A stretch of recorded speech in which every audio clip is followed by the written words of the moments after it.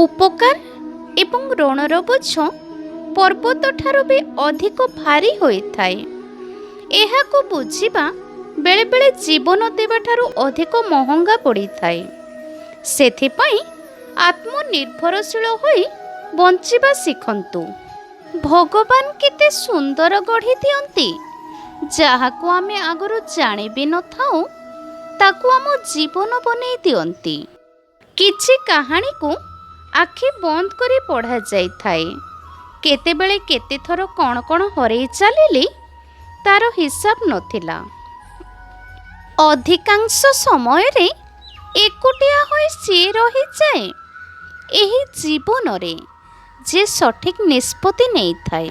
ବୁଦ୍ଧିମାନ ସିଏ ହୋଇନଥାଏ ଯିଏ କେବଳ କହିବା ଜାଣିଥାଏ।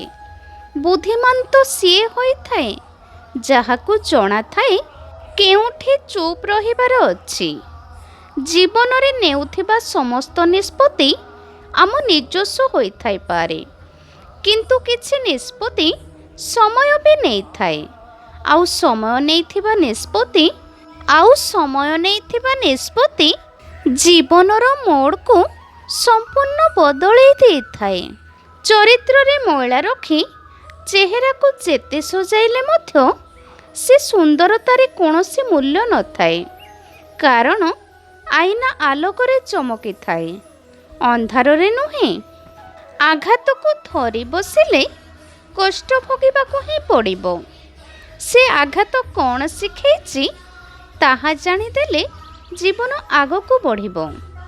ଆପଣଙ୍କ ବୟସ କେତେ ତାହା ବଡ଼ କଥା ନୁହଁ। ବଡ଼ କଥା ହେଲା ଆପଣ କେଉଁ ବୟସର ଚିନ୍ତାଧାରା ରଖନ୍ତି। ସକାଳର ନିଦ ଜଣେ ବ୍ୟକ୍ତିର ଉଦ୍ଦେଶ୍ୟକୁ ଦୁର୍ବଳ କରିଦିଏ। ଯେଉଁମାନେ ନିଜ ଗନ୍ତବ୍ୟସ୍ଥଳକୁ ହାସଲ କରନ୍ତି ସେମାନେ କେବେ ବି ବିଳମ୍ବ ପର୍ଯ୍ୟନ୍ତ ଶୋଇବା ଉଚିତ ମନେ କରନ୍ତି ନାହିଁ। ଘୃଣା ସମସ୍ତେ କରିପାରନ୍ତି ନାହିଁ।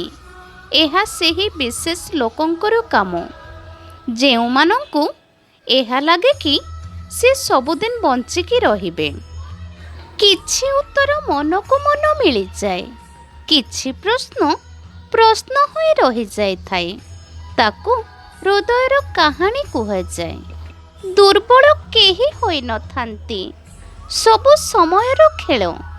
ସମୟଠାରୁ ଅଧିକ କେବଳ ସେହି ସମ୍ପର୍କକୁ ସମ୍ମାନ କର ଯିଏ ଠିକ୍ ସମୟରେ ଆପଣଙ୍କ ସାଥ ଦେଇଛି। ଜଣେ ନାରୀର ପ୍ରେମ ସେତେବେଳେ ଆହୁରି ବଢ଼ିଯାଏ ଯେବେ ପୁରୁଷ ତା ଅନୁପସ୍ଥିତିରେ ବି କେବଳ ତାର ହିଁ ରହେ। ସବୁଠାରୁ ବଡ଼ ରୋଗ ହେଲା ଚିନ୍ତା। ବଞ୍ଚିଥାଉ ଥାଉ ମଣିଷକୁ ମାରିଦିଏ। ଯଦି ଏହି ରୋଗକୁ ଜଲ୍ଦି ଆମ ମନରୁ କାଢ଼ିବା ତାହେଲେ ଆମ ଜୀବନ ଯୁଦ୍ଧରେ ଆଗେଇ ପାରିବା। ଏଥିରେ କିଛି ଫରକ ପଡ଼େନି କି ଆପଣ କେତେ ଦୁଃଖରେ ଅଛନ୍ତି, ଆପଣ କେତେ ଉଦାସ ଅଛନ୍ତି, ଆପଣଙ୍କ ହୃଦୟ କେତେଥର ଭାଙ୍ଗିଛି। ସେଥିପାଇଁ ଅନ୍ୟକୁ ଦୁଃଖ ନ ଜଣାଇ ନିଜର କର୍ମକୁ ଧ୍ୟାନ ଦିଅ, ଯେଉଁଥିରେ ଆପଣଙ୍କର ଭବିଷ୍ୟତ ଲୁଚିକି ଅଛି। ଜରୁରୀ ନୁହେଁ ଯେ ଭୁଲ କଲେ ହିଁ ଦୁଃଖ ମିଳିବ। ବେଳେବେଳେ ଲିମିଟ୍ରୁ ଅଧିକ ଭଲ ହେଲେ ବି ବହୁତ ସାରା ଅପମାନ ସହିବାକୁ ପଡ଼ିବ। ନିଜ ଜୀବନରେ ଏମିତି ଲୋକଙ୍କୁ ପସନ୍ଦ କର ଯାହାର ହୃଦୟ ଚେହେରା ଠାରୁ ସୁନ୍ଦର ହୋଇଥିବ।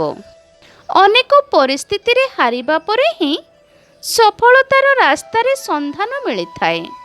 ତେଣୁ ହାରିଗଲେ ମଧ୍ୟ ନିରାଶ ନ ହୋଇ ମନୋବଳ ଦୃଢ଼ ରଖି କାର୍ଯ୍ୟ କରିବା ଉଚିତ ଜୀବନରେ ସଫଳତା ପାଇବା ପାଇଁ। ସବୁକିଛି ପାଇବାର ଇଚ୍ଛା ଅନେକ ଥିଲା, ହେଲେ କେତେବେଳେ କେତେଥର କ'ଣ କ'ଣ ହରେଇ ଚାଲିଲି ତାର ହିସାବ ନଥିଲା।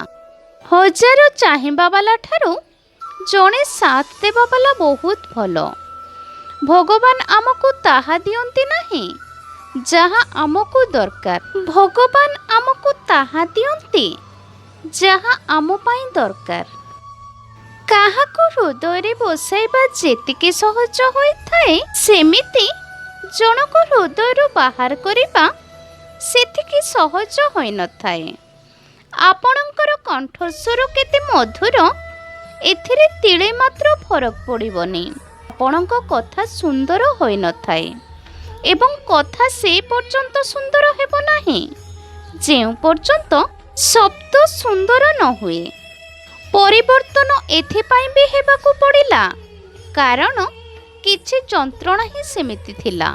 ପ୍ରେମ ସବୁବେଳେ କ୍ଷମା ମାଗିବା ପସନ୍ଦ କରିଥାଏ ଆଉ ଅହଙ୍କାର ସବୁବେଳେ କ୍ଷମା ଶୁଣିବା ପସନ୍ଦ କରିଥାଏ। ସମସ୍ତଙ୍କୁ ନିଜର ରହସ୍ୟ କୁହ ନାହିଁ।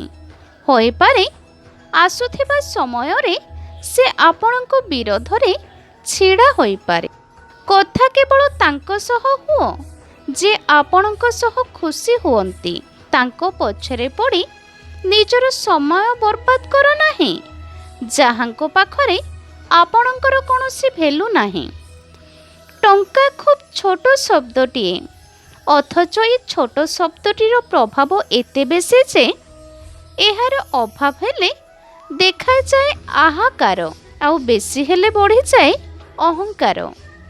ଭାବିବା ବଡ଼ କଥା ନୁହେଁ, କରିବା ବଡ଼ କଥା ହୋଇଥାଏ। କାହିଁକି ନା ଭାବିବା ଆଉ କରିବା ଭିତରେ ବହୁତ ଅନ୍ତର ଥାଏ। ଯଦି ଆପଣଙ୍କ ପାଖରେ ଟଙ୍କା ଅଛି ତ ଦୁନିଆ ଆପଣଙ୍କୁ ପଚାରିବ, ନହେଲେ ତ ଆପଣଙ୍କ ଆପଣାର ଲୋକ ହିଁ ଆପଣଙ୍କୁ ଚିହ୍ନିବା ପାଇଁ ମନା କରିଦେବେ। ଆମର ସମ୍ପର୍କ ସେତେବେଳେ ବହୁତ ମଜବୁତ ହେଇଯାଏ ଯେତେବେଳେ ଆମେ କାହାର ଭୁଲକୁ କ୍ଷମା କରିଦିଅନ୍ତି ଆଉ ତାର ସମ୍ମାନ କରନ୍ତି। କିଛି ପାଇଲେ ତ ସମସ୍ତେ ହସିବା ଜାଣନ୍ତି, କିନ୍ତୁ ଯେଉଁ ମଣିଷ ସବୁକିଛି ହଜେଇ ଦେଇ ହସିବା ଜାଣିଥାଏ ସେହି ମଣିଷ ହିଁ ବୁଝିପାରିଥାଏ ଜୀବନର ମାନେ କ'ଣ।